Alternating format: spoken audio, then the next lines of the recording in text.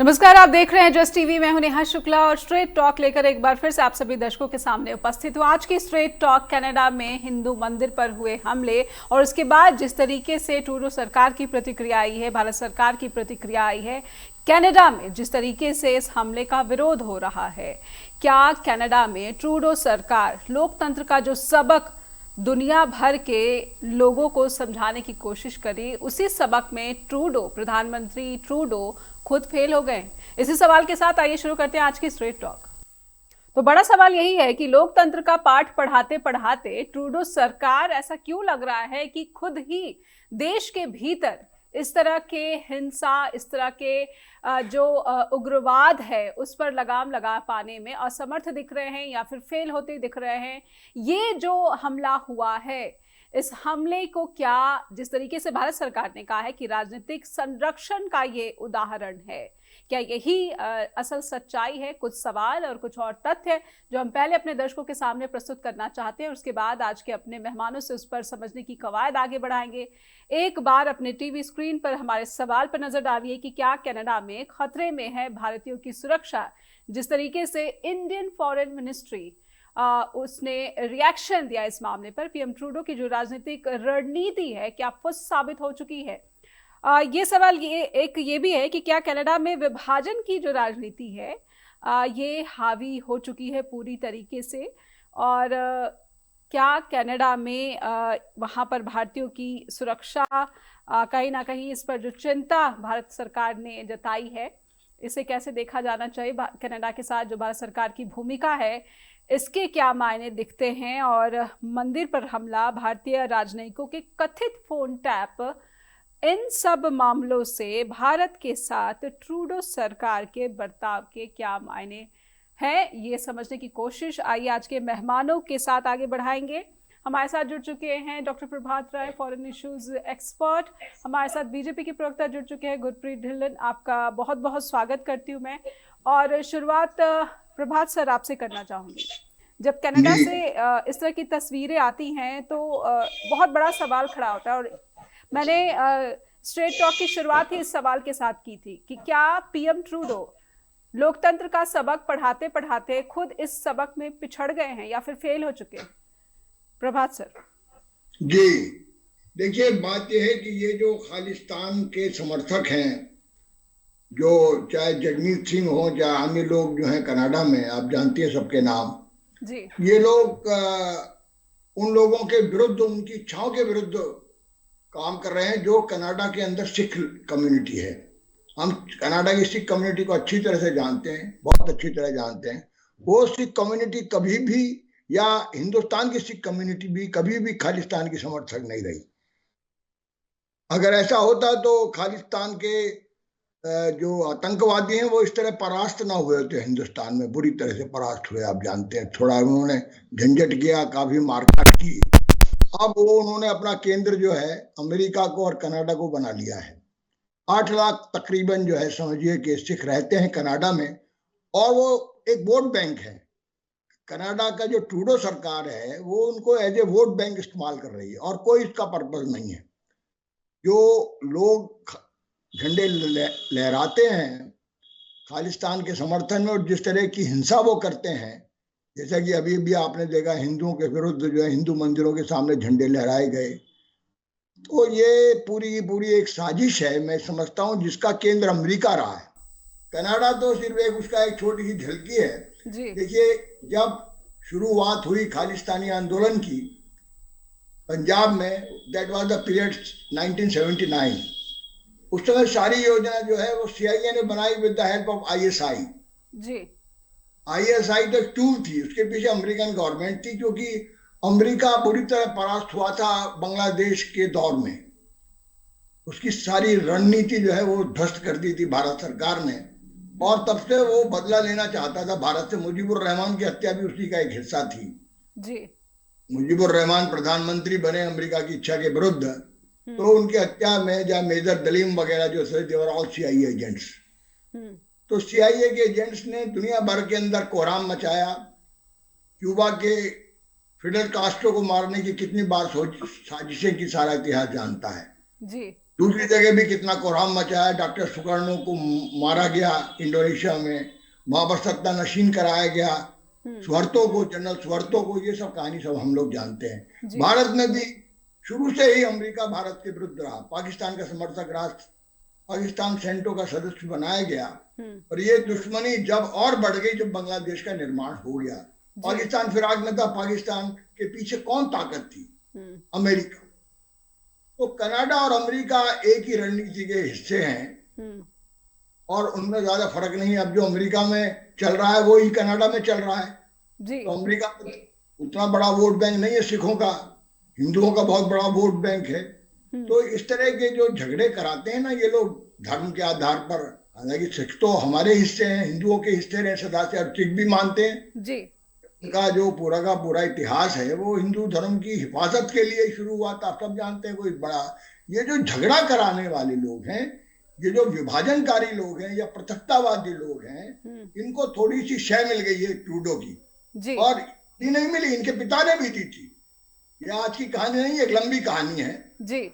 और ये बड़ी, मैं कहूंगा बड़ी नृशंस कहानी है, क्योंकि 50,000 करीब लोग हमारे इस खालिस्तानी हिंसक आंदोलन के या हिंसक आतंकवाद के शिकार पंजाब में हुए थे। करीब करीब 50,000 कुर्बानियां हैं। हम थे उस समय ऑपरेशन ब्लैक थंडर में। तो मुझे भी थोड़ा बहुत अनुभव है 4-5 वर्ष का पंजाब में काम करने का। जी। मैंने अपनी आंखों से देखा है। लेकिन कभी देखिए, कभी हिंदू सिख दंगा नहीं हुआ, नेवर।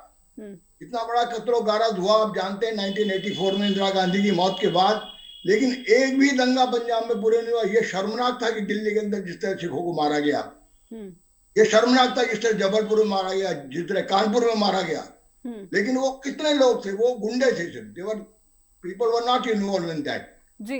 लेकिन प्रभात सर, चलिए उस तरफ ना जाते हुए, कहीं ना कहीं हम ट्रूडो सरकार कहीं ना कहीं खुद ही घिरती हुई नजर आ रही है।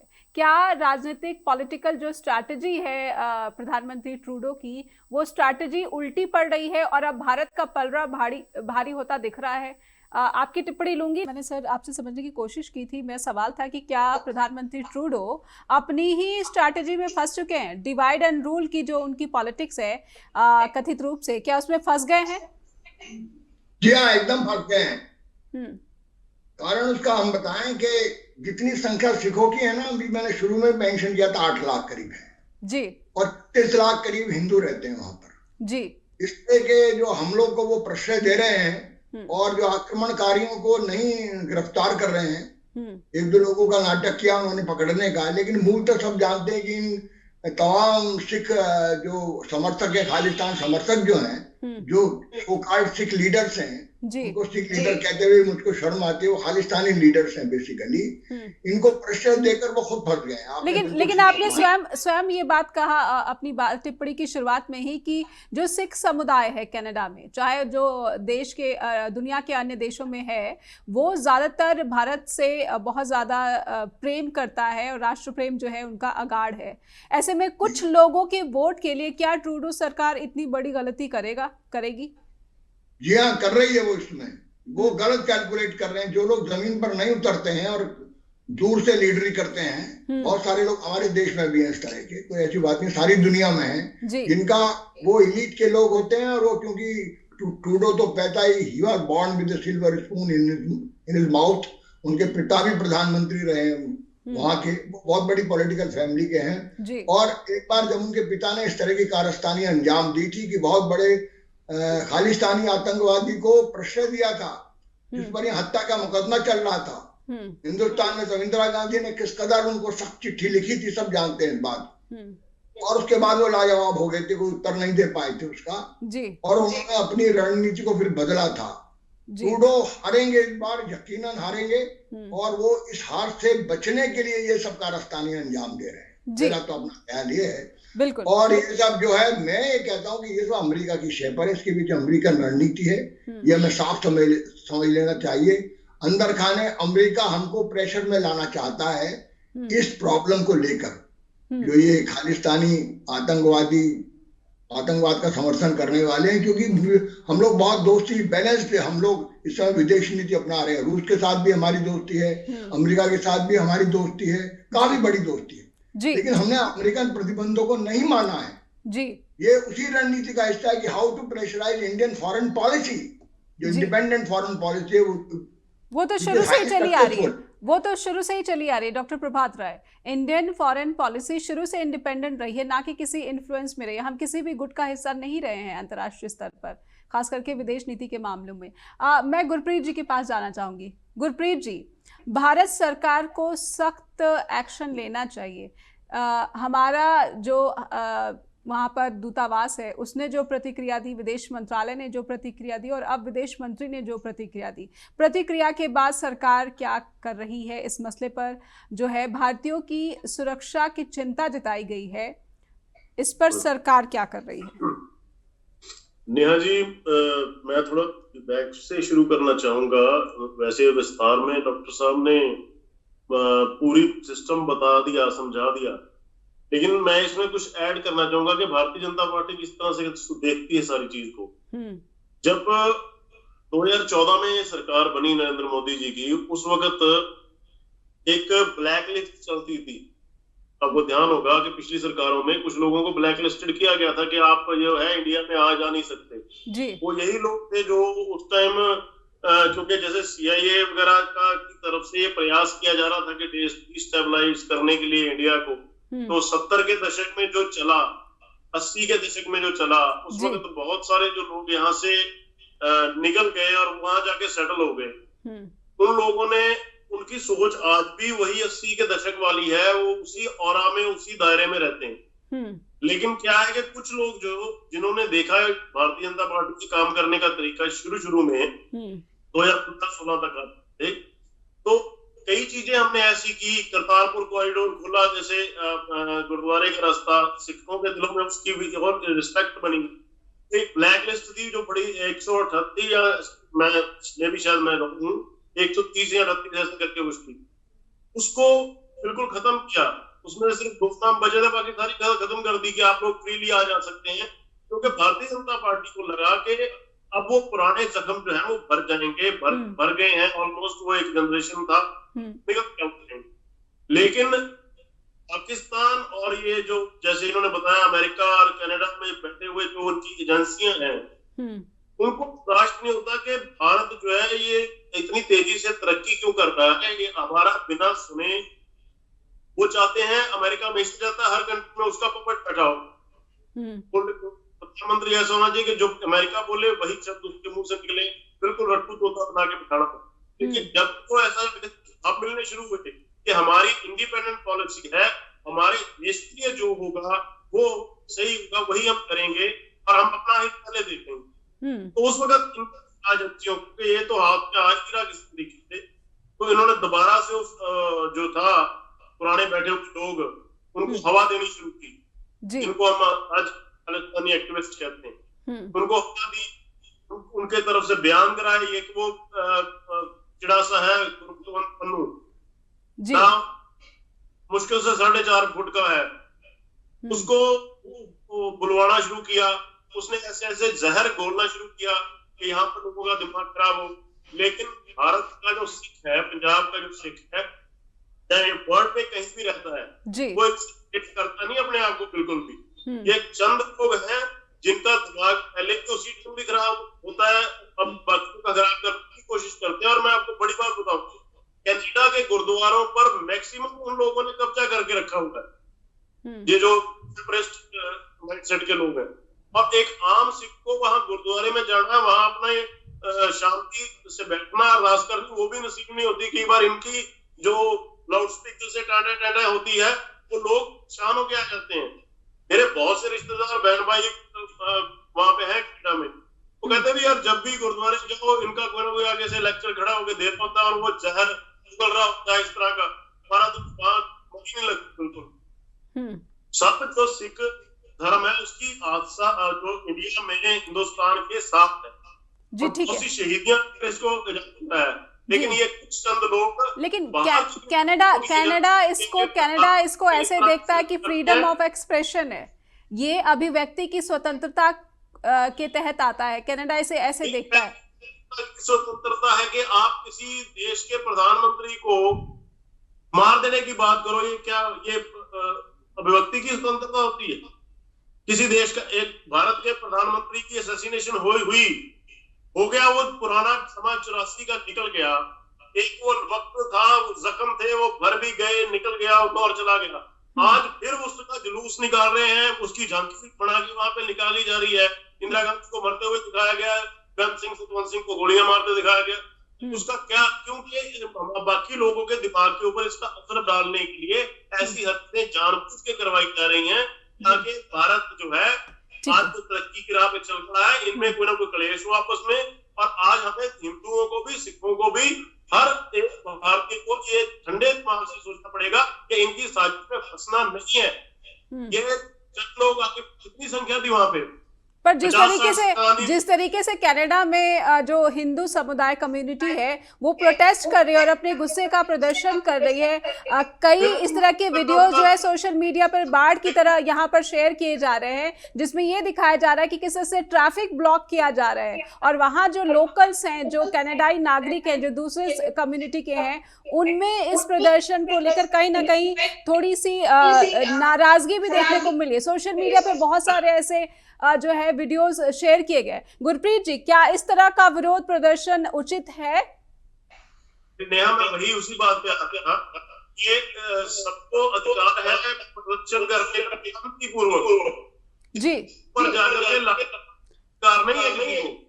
गुरप्रीत जी, आपकी अभी आवाज स्पष्ट नहीं आ रही है, कुछ समस्या आ रही है गुरप्रीत जी। और बात, सवाल जो सबसे बड़ा है कि पूरी दुनिया में डेमोक्रेसी का डंका बजाने की कोशिश सरकारें करती रहती हैं, लेकिन देश में, किसी भी देश में जब इस तरह की हिंसा होती है तो फिर सवाल खड़ा आ जाता है कि ये डेमोक्रेसी का डंका बज रहा है या फिर इसका दम घोटा जा रहा है। भारत में भी कई इस तरह के उदाहरण सामने आते रहते हैं। इसीलिए कौन किसको डेमोक्रेसी का पाठ पढ़ा रहा है, ये बड़ा सवाल आज के वक्त में देखने को मिल रहा है। आज हम स्ट्रेट टॉक के जरिए समझने की कोशिश कर रहे हैं कि क्या ट्रूडो लोकतंत्र के सबक में फेल हो चुके हैं, वही लोकतंत्र जिसका वो उपदेश भारत को देते रहते हैं, भारत की सरकार को देते रहते हैं। और भारत सरकार से भी सवाल कि नफरत और विभाजन की जो पॉलिटिक्स है, क्या इस पर भारत सरकार पर जो आरोप लग रहे हैं, कहीं ना कहीं इसका जो भावनाएं आहत हो जाती हैं, और ये जो भावनाएं आहत होती हैं सिर्फ किसी देश में ही नहीं बल्कि विश्व स्तर पर जो है भारतीय समुदाय को प्रभावित करती हैं, अन्य समुदाय को प्रभावित करती। इसीलिए समझने का क्रम आइए आगे बढ़ाते हैं। गुरप्रीत जी, आपकी बात अधूरी रह गई थी, इसलिए मैं चाहती हूँ कि आप अपनी बात पहले पूरी कीजिए, फिर अगला सवाल मैं प्रभात जी से रखूंगी। जी जी, मैं यही कह रहा था कि जिस तरह का माहौल वहां पर अब बना है, और ये ट्रूडो सरकार की बिल्कुल नाकामी है, बिल्कुल उनकी जो है, कह लीजिए कि इस तरह से वो फ्लॉप हुए हैं ट्रूडो साहब। उनको नजर आ रहा है अब उनकी हार पक्की है, उनकी सरकार आज गई कि कल गई। क्योंकि पीछे जगमीत सिंह ने जब अपने उनसे समर्थन वापस ले लिया था तो सरकार अल्पमत में आ गई थी। फिर इसने हाथ पैर जोड़ के उसके जो बाकी 25 के करीब एमपी हैं, उनसे अपनी मन्नतें करके सरकार बचा ली। लेकिन अभी आगे इलेक्शन नजर आ रहे हैं, तो ये जो हरकतें कर रहा है जस्टिन ट्रूडो, ये अपने ही देश में आग लगा रहा है, और इसे ये नहीं समझ आ रहा कि 13 ही कंट्री जलने वाला है इससे। अगर इस तरह की हरकतें करेगा तो इससे 13 ही कंट्री जलेगा। भाई, हिंदुस्तान तक आग तो बहुत पहुंचेगी कि नहीं पहुंचेगी, वो बात की बात। बिल्कुल। तो इसलिए पूरी तरह से हुआ है। इसको चाहिए था, जब भारत ने बार बार कहा कि कभी हमारी एम्बेसी के आगे आकर के प्रदर्शन शुरू हो जाता है, कभी एम्बेसी के ऊपर चढ़ के झंडा उतारने का काम करता है, ना अमेरिका उसको सीरियसली लेता है, ना कनाडा उसको सीरियसली लेता है, ना इंग्लैंड ने उसको सीरियसली लिया। कितनी बार पिछले 2-3 साल से लगातार हरकतें हो रही हैं जी। सबसे तो इनको बार बार कहा जाता रहा कि इनके खिलाफ एक्शन ले। एक्शन उनके खिलाफ क्या लेना था, बल्कि उनको और शह देने का काम किया, और भारत के ऊपर उल्टे सीधे इल्जाम लगाने शुरू कर दिए बिना सबूत के। जी हमारे को मार दिया, हमारे सिटीजन को मार दिया, फलाने को मार दिया। अगर आपके पास प्रूफ है तो प्रूफ दीजिए ना, और प्रूफ हमें क्या दीजिए, आप हमें इंटरनेशनल कोर्ट में घसीट के ले जाइए अगर आपके पास प्रूफ है तो। अब वहां जाकर केस लड़ेंगे और हम भी बताएंगे आपकी करतूतें क्या है, और हमें तुम किस तरह से डोमिनेट करने के लिए इस तरह के हथकंडे जो अपनाते हैं। जी बिल्कुल। लेकिन उनके लेकिन पास लेकिन कहीं ना कहीं इस सब विवाद में, इस सब जो डिप्लोमेटिक जो है कंट्रोवर्सी, तनाव में कहीं ना कहीं जो इंडियंस है, जो भारत के नागरिक हैं, कनाडा में बड़ी संख्या में रहते हैं, उनकी सुरक्षा पर एक बड़ा प्रश्न चिन्ह जरूर लग गया है। डॉक्टर प्रभात राय, आपसे समझना चाहती हूँ कि यहाँ इसमें एक बात ऐड कर दूं, 10 सेकेंड्स ओनली, कि हमारे बहुत से जो एक्स सर्विसमैन कह लीजिए, या हमारे जो आर्म फोर्सेस से भी रिटायर लोग, वो बाद में जाके कनाडा में बैठे, जाके सेटल हुए हैं। उनके सामने अगर कोई तिरंगे झंडे का अपमान करेगा तो क्या उनको सहन होता होगा? वो बहुत से उनमें से सिख हैं, वो नहीं सहन करते, बिल्कुल इनका समर्थन नहीं करते। इसीलिए बताया 8 की संख्या के ऊपर है सिख वहां पे, लेकिन इसके प्रदर्शन में 50-60 से ऊपर क्यों नहीं आते जबकि ऐसी हरकत करते हैं? तो ये क्लियर है कि ट्रूडो को सख्ती से कंट्रोल करना चाहिए। इनको फिर से उल्टा इल्जाम हमारे ऊपर लगाएगा, इसके पहले ही किया जाए। ठीक है। डॉक्टर प्रभात राय, गुरप्रीत जी ने यहाँ पर एक बात रखी कि 2014 में जब से प्रधानमंत्री नरेंद्र मोदी ने कुर्सी संभाली, सत्ता संभाली, उन्होंने कोशिश की कि वो लोग जो ब्लैक लिस्टेड थे उनकी जो है उन पर लगी पाबंदी हटाई जाए और वहाँ से जो है आना जाना शुरू हो। कहीं ना कहीं जो एक टीस रह गई थी उसको भरने की कोशिश की। कहाँ रिश्ते जो है बिल्कुल ही कड़वे हो गए? किस पक्ष की तरफ से आप देखते हैं? जैसे कि ट्रूडो सरकार पर गुरप्रीत जी कह रहे हैं कि बिना सबूत के आरोप लगा दिए गए, और अब ये भी कहा जा रहा है कि इंडियन डिप्लोमेट्स के जो है फोन टैप किए जा रहे हैं। कहीं ना कहीं क्या ये एक तरफा जो है तनाव भड़काने की या फिर उसको फैलाने की कोशिश की जा रही है, या फिर भारत सरकार से भी चूक हो गई? देखिए, भारत सरकार से चूक नहीं हुई है। कारण ये कि ये एक कंसिस्टेंट पॉलिसी है। मैंने शुरू में कहा था, पियरे ट्रूडो जो इनके पिताश्री थे, जस्टिन ट्रूडो के, उन्होंने तलविंदर सिंह परमार नाम के एक शख्स को, जिसने 2 पुलिस अधिकारियों की हत्या की थी पंजाब में, उसको शरण दी जी। और जब हुकूमत हिंदुस्तान ने उसकी शिकायत की और उसको कहा कि हमारे हवाले करो एक्स्ट्राडिशन के तहत, एक्स्ट्राडिशन नहीं हुआ उसका जी, जो होना चाहिए था, प्रत्यर्पण कहते हैं। वो तो अमेरिका ने भी नहीं किया जी, वो तो अमेरिका भी नहीं कर रहा, डेविड हेडली का नहीं हो पाया। जी हाँ, जी हाँ, जी हाँ, ये इनकी कंसिस्टेंट पॉलिसी है। कोई दो तरह की नहीं है पॉलिसी, एक ही पॉलिसी है इन दोनों देशों की। तो उसी Talwinder Singh Parmar was main accused, जब वो कनिष्क विमान में 329 नागरिक मारे गए आयरलैंड के तट पर, जब आयरलैंड पर उड़ रहा था वो, उसमें 19% कैनेडियंस थे, ओनली 10% वर इंडियंस जी। तो देखिए, उस रणनीति का सबसे ज्यादा खामियाजा किसको उठाना पड़ा? पियरे ट्रूडो को, और किसको? कनाडा को। और नतीजा क्या हुआ कि पियरे ट्रूडो वो चुनाव हार गई बुरी तरह। वही ब्लंडर्स, ये कहते हैं ना, इतिहास खुद को दोहरा रहा है। कई बार इतिहास जो है जब दोहराता है तो कई बार मूर्खतापूर्ण ढंग से भी दोहराता है। आज अगर पियरे ट्रूडो ने एक ब्लंडर किया था जिसका खामियाजा सबसे ज्यादा कैनेडियंस को भुगतना पड़ा, कनाडा को भुगतना पड़ा, यही जो है, यही अंजाम इस जस्टिन ट्रूडो का भी होने वाला है जी। इंदिरा गांधी ने भी भिंडरावाला को शरण दी थी, सब जानते हैं। दरबारा सिंह और संजय गांधी ने क्या हश्र हुआ पंजाब का, सब जानते हैं। एक ब्लंडर लेकिन क्या कर डाला हमारे साथ। मैं वर्तमान में, डॉक्टर प्रभात राय, वर्तमान में लेकर आना चाहती हूँ। ट्रूडो सरकार ने जो एक्शन लिया है प्रो खालिस्तान प्रोटेस्ट में, जो कनाडाई पुलिस के ऑफिशियल थे उनको सस्पेंड कर दिया गया है, इस कार्रवाई को कैसे देखते हैं? क्या ट्रूडो सरकार जो है डेमोक्रेसी के नॉर्म्स को फॉलो करते हुए दिख रहे हैं कि अगर जी? देखिए नेहा जी, ये लिबरल पार्टी की कंसिस्टेंट पॉलिसी है, मैं इसलिए ये मैंने उल्लेख किया आपको 1982 का। ये लिबरल पार्टी और कंजर्वेटिव 2 पार्टियां हैं वहां पर। जब एक बड़ी रैली की जिसका हवाला हमारे ढिल्लन साहब ने अभी दिया, उस रैली में दुर्भाग्य से कंजर्वेटिव पार्टी के लीडर भी शामिल हो गए वोट बैंक के चक्कर में। हालांकि कंजर्वेटिव पार्टी लिबरल पार्टी की इस पॉलिसी को एक्सेप्ट नहीं करती, जो लिबरल पार्टी इस वक्त अपना रही है, फूट डालो और राज करोगी छोटे से वोट बैंक के लिए, और बड़े वोट बैंक की वो उपेक्षा कर रही है। इसलिए हार हुई थी पियरे ट्रूडो की भी, इनकी भी हार होनी इसलिए यकीनी है। मैं ये कहना चाहता हूँ कि लम्हों ने खता की है, सदियों ने सजा पाई जी। ये जो लम्हे खता करते हैं, पियरे ट्रूडो ने जो खता की वही खता ये दोहरा रहे हैं। और इनका अंजाम भी वही होगा जो इनके पिता का अंजाम हुआ था। जिस तरह से वो कलंकित हुए इतिहास में, ये जस्टिन ट्रूडो भी होने वाले हैं कलंकित उसी तरह से, क्योंकि हिंदुस्तान बेहद मोहब्बत करता है कनाडा से। हमारे कितने सारे लोग कनाडा के अंदर हैं, एक बहुत बड़ी संख्या हिंदुओं की, सिखों की जो मोहब्बत करते हैं हिंदुस्तान से, कितना गांव गांव में पैसा भेजते हैं, आप जानती हैं नेहा जी। वो लोग नहीं सहन करेंगे, वो अंदर ही भयंकर विरोध होगा, सिख कम्युनिटी विरोध करेगी इस बात। जी, गुरप्रीत जी कुछ ऐड करना चाह रहे हैं? जी जी, मैं इनकी बात पे यही कह रहा था कि वो सेकंड होम है हमारा, पंजाबियों का खास तौर पर। पंजाबियों का तो सेकंड होम की तरह हम ट्रीट करते हैं कि कभी वहां चले गए, कभी यहाँ आ गए। बिल्कुल, सारे शादी ब्याह यहाँ पे आके करने या सब कुछ करना है।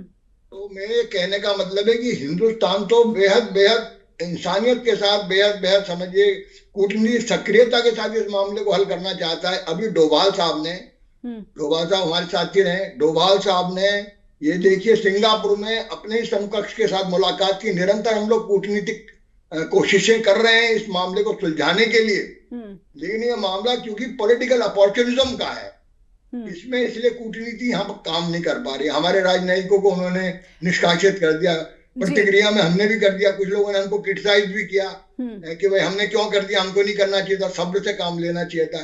लेकिन ये बताइए, जिस तरह से उन्होंने एक्यूज्ड बनाने की कोशिश की हमारे वर्मा को, जो हमारे एम्बेसडर थे, पता है एम्बेसडर मतलब इन्वॉल्व होगा। हरदीप सिंह निज्जर की हत्या हुई, हरदीप सिंह निज्जर की हत्या आपसी गुटबाजी में भी हो सकती है। कई गुट हैं सिखों के, आप जानते हैं, कई गुट हैं, और वो कई बार हिंसा भी करते हैं, जबरदस्त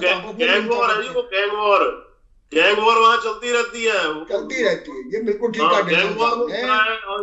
यहाँ पर बिल्कुल बिल्कुल गैंग वॉर में सीधे सीधे भारत के गृह मंत्री का जो है नाम लिया गया। नहीं जी, जी अमित शाह का नाम लिया गया। जो लीडर हैं उन्होंने ये कहा कि भाई सबूत तो दो, ये काउंटर प्रोडक्टिव हो गया है जी। ये जस्टिन ट्रूडो के लिए ये इल्जाम पार्लियामेंट में लगाना हुकूमत हिंदुस्तान पर कि हुकूमत हिंदुस्तान इसमें इन्वॉल्व है, निज्जर की हत्या में, हरदीप सिंह निज्जर की हत्या में, ये प्रूव नहीं कर पाए वो। इंक्वायरी चल रही है, ठीक है, उसमें वो कुछ भी कह रहे हैं। जी, भारत और कनाडा में लगातार कड़वे होते संबंध, लेकिन अब सबसे बड़ा प्रश्न तो ये है कि कनाडा में जो बड़ी संख्या में भारतीय रहते हैं उनकी सुरक्षा को लेकर चिंता जताई गई है भारतीय विदेश मंत्रालय की तरफ से, और इनकी सुरक्षा पर ट्रूडो सरकार की तरफ से जो बात सामने आ रही है, क्या उस पर भरोसा किया जाना चाहिए? गुरप्रीत ढिल्लों बीजेपी के प्रवक्ता हमारे साथ जुड़े हुए हैं। गुरप्रीत जी, लोकतंत्र, जब भी दुनिया का कोई भी लोकतंत्र देश होता है वो कुछ लोकतंत्र के नियमों का निर्वहन करता दिखता है।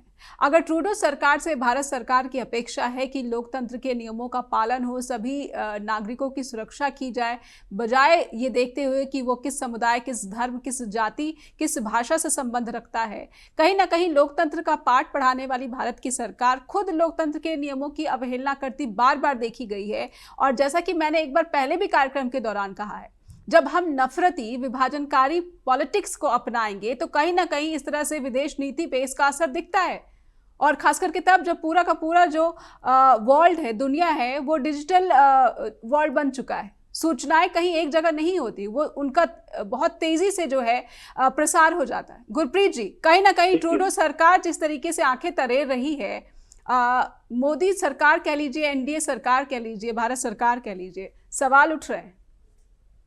देखिए, जो देश दुनिया का सबसे पुराना लोकतंत्र है, डेमोक्रेसी की परिभाषा हमें सिखाने की कोशिश ये लोग करते हैं जिनका सदियों से यहाँ पे लोकतंत्र का काम रहा, लेकिन खुद के इनके देश में क्या हो रहा है इन्हें कोई उससे सरोकार नहीं होता। आप देखिए, आज चुनाव हो रहा है अमेरिका के अंदर, और पहले से ही वहां पर अलर्ट है कि अगर कोई ट्रंप नहीं जीता, वो जीती क्या नाम उसका, कमला हैरिस, तो दंगे हो जाएंगे, और अगर ट्रंप जीत गया तो उसकी पार्टी वाले दंगे करेंगे।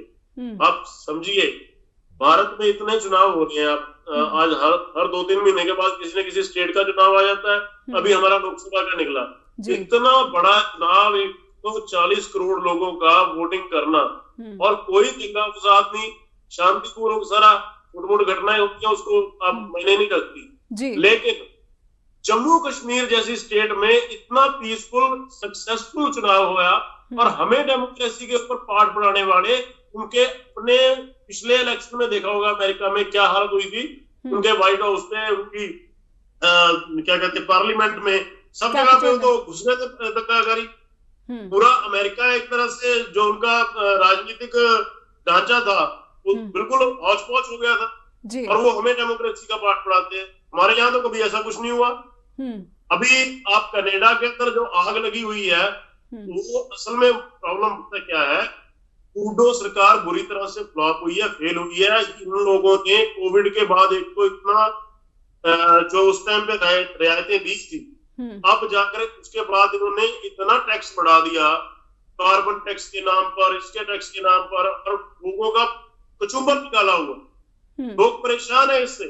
इतना टैक्स बढ़ा दिया है कि एक बंदा अगर 100 रुपया कमाता है तो 60-70 रुपए उसके टैक्स में जा रहे हैं जी, उसके हाथ में बची कुछ नहीं रहा। इन सब प्रॉब्लम से ध्यान भटकाने के लिए उसने ये गंदी हरकत, गंदी शरारत की है। इनको उठकर इनको पहले इतनी मार के 4 डंडे अंदर किया होता कि जब ये बाहर आके गंद डाल रहे थे, प्रदर्शन करना तो आराम से खड़ा होकर करे कोई बंदा, किसी की एम्बेसी में घुस के उसका झंडा उतारना, के एम्बेसडर के ऊपर हमला करना, एम्बेसडर को गुरुद्वारे में बुलाया गया। आपको याद होगा, आप जो समुद्री जी रिटायर हो गए साल जी जी, वो एक गुरुद्वारे के फंक्शन में गए हैं, उनको इनवाइट किया कमेटी ने, और वहां पर उनके ऊपर बदर भाषा और ये कुछ लोगों ने हरकत कर दी। क्या उस समय ट्रूडो का ये फर्ज नहीं बनता था कि एक देश का एम्बेसडर तेरे देश में है, उसके ऊपर ऐसी हरकत हो रही है? वो अमेरिका की घटना है, वो अमेरिकी एम्बेसडर के साथ हुआ था गुरप्रीत जी, वो अमेरिकी एम्बेसडर के साथ हुआ था जी। चल वही एक मैं इसलिए मिक्स हो जाता है क्योंकि ये तीनों एक तरह की हरकतें कर रहे हैं जी। अमेरिका भी है जी, बाइडेन सरकार के दौरान भी बहुत कुछ हुआ है जो बिल्कुल सिमिलर है ट्रूडो की तरह जी। ठीक है प्रभात सर, घटना ऐसी, वो अब मैं शायद उसको मिक्स कर गया, लेकिन ये लगातार होती आ रही है पिछले 2 सालों। ठीक है प्रभात सर, अब जो भारतीय वहां रह रहे हैं कनाडा में, खास करके जो हिंदू कम्युनिटी है, जिस तरीके से गुस्से का इजहार किया गया, विभाजन स्पष्ट दिख रहा है कि कितना विभाजन बड़ा इंडियन कम्युनिटी के भीतर ही होता दिख रहा है।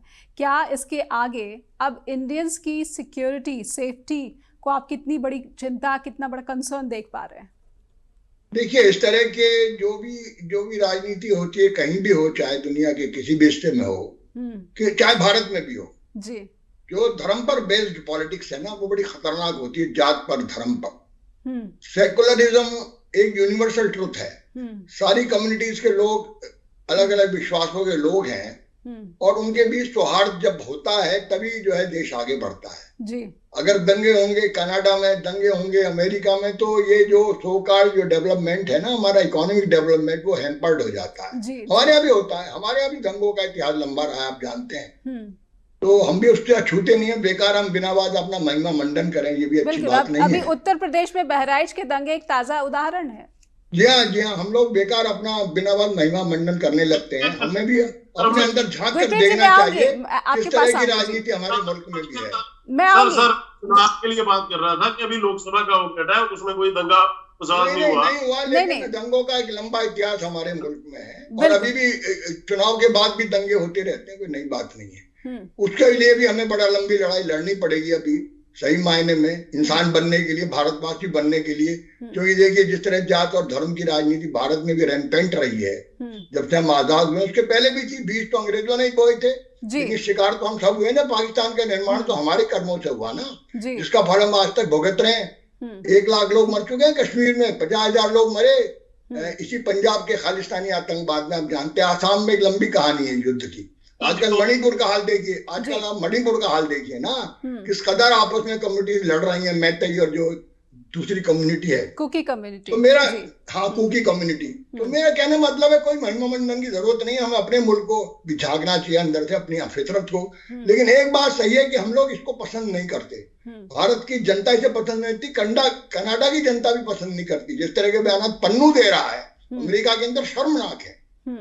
मोदी जी की हत्या करने का और तमाम इस तरह के जो, और खामोश है अमेरिकन सरकार, खामोश है। ये तो देखिए, अमेरिका कैसा भी देश हो, प्रभात सर, मैं और माफी हमारे चाहूंगी, बहुत आपको टोक अच्छे रही हूँ, रिश्ते लेकिन रहे ऐसा 2000 क्यों के लग बाद रहा है अमेरिका कि से। पिछले कुछ समय से, पिछले कुछ अरसे से ये जो विभाजनकारी तत्व हैं, इनको कहीं ना कहीं बहुत ज्यादा लाइमलाइट मिल रहा है, बहुत ज्यादा जो है फोकस मिल रहा है। कहीं क्या ये एक सुनियोजित साजिश नहीं लगती, क्या कॉन्स्पिरेसी नहीं लगती? जिस गुरप्रीत जी, मैं आऊंगी आपके पास, प्रभात जी से मैं इसका उत्तर। गुरप्रीत, इसमें एक आप एक पैटर्न देखिए, पूरी दुनिया में वही पैटर्न चल रहा है जी। भारत में तब भी वही था कि डिवाइड एंड रूल, अब अमेरिका के अंदर भी वही है, कनाडा में भी वही है। और ये सेम एजेंसी आप इनके लेक्चर्स उठा करके देखिए, और जहां भी बता रहे थे संविधान को खतरा है, ऑपोजिशन बता रही थी, वहां ये हिलरी कह रही है कि क्या नाम है इसका, ये कमला हैरिस कह रही है कि संविधान को खतरा हो जाएगा अगर ट्रंप आ गया। नहीं, पर उसका उदाहरण है कैपिटल हिल हिंसा, उदाहरण है। और आज मैंने खुद उत्तर प्रदेश के मुख्यमंत्री का बयान सुना है झारखंड में, वो कहते हैं कि अगर ये लोग, इन लोग का बस चले तो ये लोग तो आपको घरों के अंदर घंटी और शंख भी नहीं बजाने देंगे। तो कहीं ना कहीं बीजेपी के भी जो मुख्यमंत्री हैं, चुने हुए जो मंत्री हैं, विधायक हैं, सांसद हैं, उनकी भी भाषा में ये जो नफरत और विभाजनकारी राजनीति की झलकियां बार बार देखने को मिलती है। प्रभात सर जी, प्रभात सर, ये जो नफरती और विभाजनकारी पॉलिटिक्स है, ये इंडियन कम्युनिटी को देश ही नहीं बल्कि विदेशों में भी प्रभावित करे, क्या इसकी भी आप इसे भी एक कारण मानते हैं, ताजा जो कनाडा में विभाजन देखने को मिल रहा है? देखिए, ये विभाजन जो है ना, ये विभाजनकारी राजनीति अवसरवादी राजनीति का परिणाम है जी। जो हम लोग थोड़े से इलेक्शन के लिए, एक बहुत बड़ी बात अब्राहम लिंकन ने कि मैं अमेरिकन बहुत बड़े प्रेसिडेंट को कोट कर रहा हूं जिसने इतिहास बनाया अमेरिका में। आज शर्मनाक है कि अमेरिका अब्राहम लिंकन के पद चिन्हों पे नहीं चल रहा, जैसे हम नहीं चल पा रहे ना सुभाष और गांधी के पद चिन्हों पर। हम अपने आजादी के दीवानों के पद चिन्हों पर कहां चल पा रहे हैं? शर्मनाक स्थिति है हमारे देश की, आप जानती है अच्छी तरह जी। तो अब्राहम लिंकन ने कहा था कि politician always worried about next election जी, and statesman always worried about next generation. तो कनाडा के प्रधानमंत्री और अमेरिकन जो राजनेता हैं, सो कॉल्ड पॉलिटिशियन जो हैं, वो सिर्फ इलेक्शन को निगाह में रखकर सब कर रहे हैं। उन्हें अगली पीढ़ी की चिंता नहीं कि चाहे वो बर्बाद हो जाए, पूरी तरह बर्बाद हो जाए। दिक्कत यहाँ है। गुरप्रीत जी से एक आखिरी सवाल और एक लाइन में उत्तर चाहूंगी, समय समाप्त हो गया है, आगे बढ़ने की इजाजत नहीं दे रहा है। लेकिन गुरप्रीत जी, बड़ी संख्या में दोनों देशों के बीच पीपल टू पीपल कनेक्शन है, वहां पर बड़ी संख्या में भारतीय नागरिक भी रहते हैं। भारत सरकार को उस संवेदनशीलता का प्रदर्शन करना होगा। गुरप्रीत जी, बिल्कुल, भारत सरकार बहुत संभल कर बात कर रही है और बहुत ही संवेदनशीलता के साथ ही इसको हैंडल करेगी। ये पूरा यकीन है हमारी लीडरशिप पे। इस वक्त जो हमारी लीडरशिप है बहुत सेंसिटिव और बहुत सुलझी हुई लीडरशिप, कोई बचकाना हरकत करने वाली नहीं है। कोई राहुल के बयान नहीं देगा, ना टूडो की तरफ बयान देगा जी। जो जितने लोग हैं, डोभाल साहब से लेके मोदी जी से लेके हमारे विदेश मंत्री या डोभाल साहब हो गए या दूसरे हो गए, सब बड़े सेंसिटिव और अच्छे तरीके का सही उत्तर देंगे। बिल्कुल, आप चिंता छोड़ दे, अपने सेफ हैंड्स में है ये आज का टाइम। बहुत बहुत धन्यवाद करना चाहूंगी गुरप्रीत जी आपका भी, डॉक्टर प्रभात राय आपका भी, कि आपने समय निकाला और स्ट्रेट टॉक के साथ जुड़े। दर्शकों से अनुरोध करना चाहूंगी कि आपको कनाडा में जो भी हो रहा है, विभाजनकारी पॉलिटिक्स का ये कारण है या फिर जो अन्य कारण है कि भारत में भी, भारत की सरकार के साथ जो ये अनबन चल रही है, वहां पर इंडियन कम्युनिटी इससे सफर हो रही है और इस पर दोनों ही देशों की सरकारों को काम करके बैठकर इस समाधान की ओर कोशिश करनी चाहिए। आप इस मसले पर कुछ भी राय रखते हैं तो हमें कृपया लिखिए info@justbroadcasting.com और neha@justbroadcasting.com पर भी लगातार जुड़े रहिए जस्ट टीवी पर। नमस्कार।